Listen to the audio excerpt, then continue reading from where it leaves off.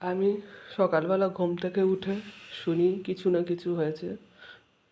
আজকে আমার জ্বর, শরীর খারাপ, ঘুমাচ্ছি। ঘুম থেকে যতবার উঠছি সৈকত আমাকে যতবার ঘুম পাড়াচ্ছে, যতবার তুলছে ততবার কিছু না কিছু প্ল্যান চলছে। এগুলো যদি হতে থাকে plan and plan, Saikat plan দেয় আর আবির আর নন্দিতা প্ল্যান সেগুলো ফলায়। কি চলছে এগুলো রোজ? কি হচ্ছে এগুলো? আমি কিছু জানছি না। আমার নামে কেন দোষারোপ হচ্ছে? কি কারণে?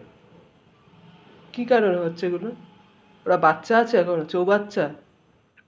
আবিরের 43 ইয়ার্স হয়ে গেছে, নন্দিতার সিক্স কত হবে, 36-37 হবে।